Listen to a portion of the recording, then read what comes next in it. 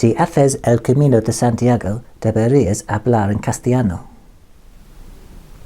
If you do the Camino de Santiago, you should speak in Spanish. On the Camino, knowing even a very small amount of Spanish can be really useful. You do the same sorts of things every day. You arrive at albergues, you go to shops and bars and things like that. So if you can learn before you go, maybe just 3 or 4 phrases and a few words on top of that, you can use them every day. It'll make things much easier. And by the time you get to Santiago, you'll be a real expert in using at least those few phrases. I think that in most shops, bars and restaurants, people do not use English, so you have to speak to them in Spanish. And at albergues, unless they're ones that are run by volunteers from another part of Europe, you need to expect to be able to speak Spanish to them as well. Although some albergue owners do speak English, the majority will only be able to speak Spanish to you. If you've learned Spanish before, it's worth brushing up a bit before you set off, because people have time to talk to each other. There are lots of Spanish people doing the Camino, so if you can speak to them in Spanish, that would be good. I had 2 or 3 quite long conversations in Spanish, and my Spanish is bloody awful. But one man I spoke for quite a long time about climate change. Another man, the only language we had in common was Spanish, so we spoke to each other over dinner for an hour in Spanish.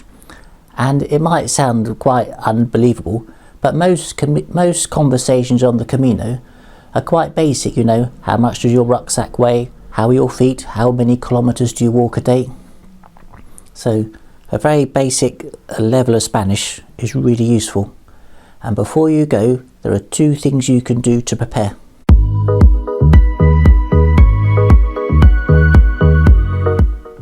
You can install an app on your phone called Duolingo. It says it's the most widely used educational app in the world.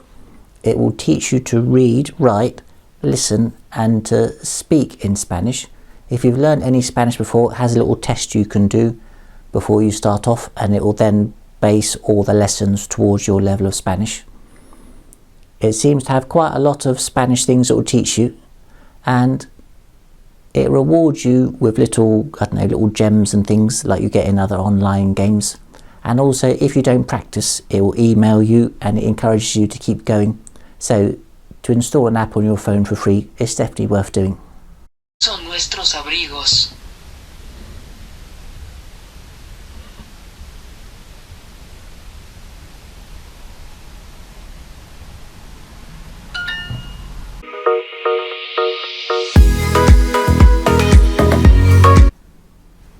¿Dónde está el Camino de Santiago?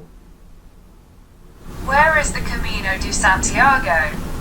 You can install Google Translate on your phone, and then you can enter things by hand in Spanish or English and it will translate it for you.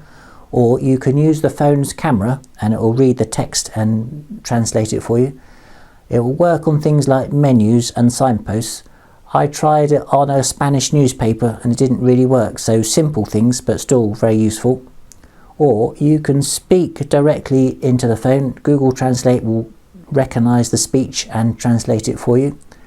Officially, Google say you can use the text translation when the phone is offline, but you need to be online to use the camera and to use the speech translation. But trying it out, I found it only worked if you were online all the time for all 3 different types of translations. So I met one pilgrim who'd been to the doctors with a chest infection. The doctor and the pilgrim didn't have a language in common, so the whole consultation was carried out by taking it in turns to speak into Google Translate on the pilgrim's phone and then listening to the translation back again, which is very clever.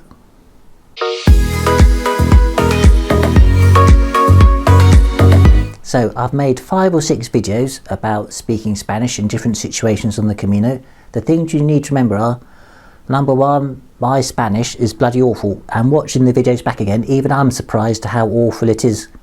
But that's a good thing, because if my very bad Spanish is understandable and helps things along, then anyone who's thinking about learning the phrases and thinks, well, will it really work? Yes, it will, because even very basic Spanish is understood and it's appreciated. in some ways, being able to speak Spanish is a nice thing to be able to do rather than something you must do. For example, if you arrive at an albergue looking tired with a rucksack on your back, they're going to know why you're there. They're not going to think you've come to fix the washing machine. But just being able to say, "Tiene camas libres," it makes things much easier. You know, the alternative is to speak to them in English straight away, which is rude. Or you can say, "Do you speak English?" which is a bit awkward really, isn't it? Especially if you're going to do the same thing every day for a month. Why not learn to say it properly in Spanish? All of the videos are based on things either I did every day or other pilgrims told me they had trouble doing. So for example, one person said they'd had trouble asking where the local supermarket was, whereas I think if they'd have said supermercado, they might have been understood. I've produced 5 or 6 short videos rather than one long one because I think to learn a language you have to practice it again and again. So if there's one phrase or one area you're interested in, you can just watch that video and you don't have to search all the way through for the part you're interested in. So, good luck! Aerodeslizador.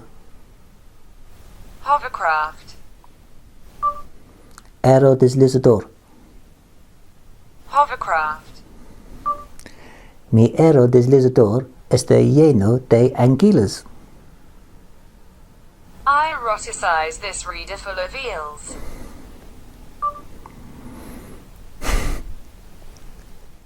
Mi aerodeslizador está lleno de anguilas. Look at hotels in Estella and do not worry. Mi aerodeslizador está lleno de anguilas. I eroticize with sweat this full of Achilles.